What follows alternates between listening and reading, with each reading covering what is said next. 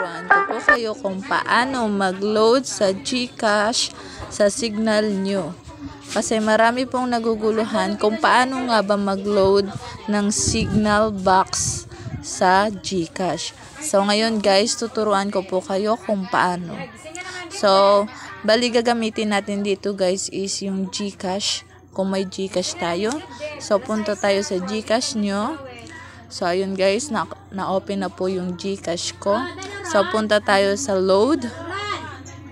Dapat po guys is active yung mobile number na pinapaload natin guys. Para makuha natin yung account number ng Signal. O yung text na para gagamitin natin para sa load ng Signal. Wait lang po tayo guys kasi medyo loading.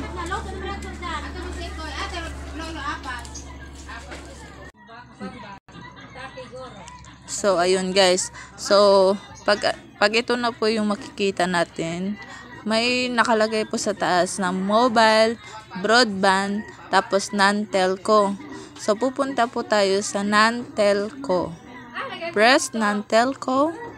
Tapos, dapat yung mobile number na nasa ibaba is active po yan.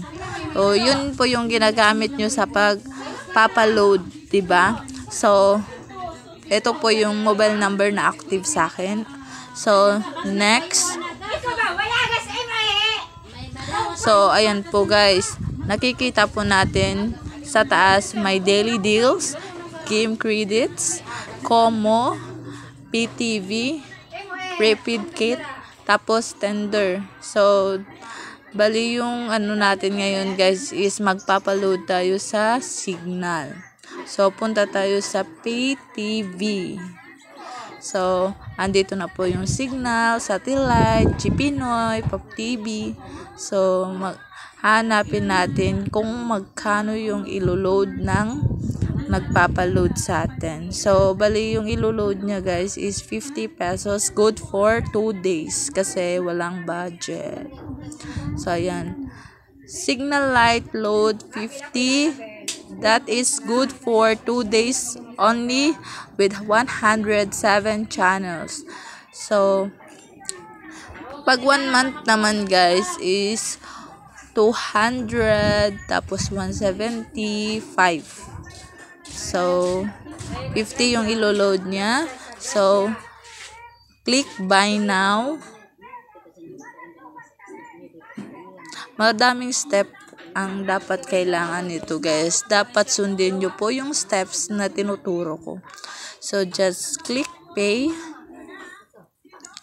So, ayan. Na-load na po. So, ayan. Na-minus na po yung balance ko.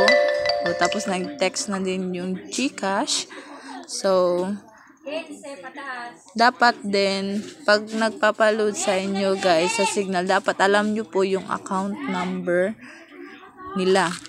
So, click GCash. Pumunta po tayo sa messages natin ha. Tapos yung PIN na tinetext ng GCash, ika-copy natin. Click copy. Tapos, pag na-copy na po yung PIN, punta po tayo sa Chrome. Search natin guys, web loading tool.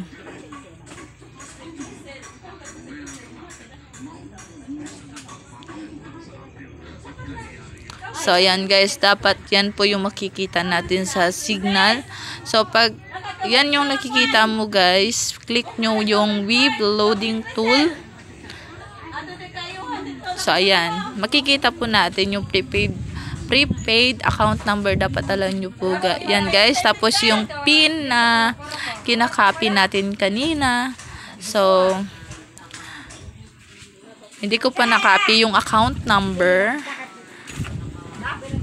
So, pag prepaid account number, guys, dapat 7 digit. Yan. Hindi po yung madaming digit.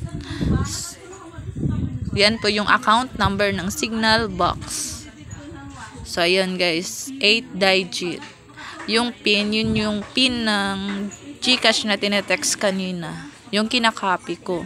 Tapos yung generate new image, dapat is alam nyo po yung nakasulat dyan sa baba. I-type nyo po yung nakasulat sa box.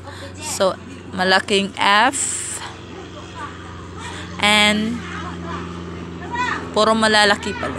And D-R-O. So, submit.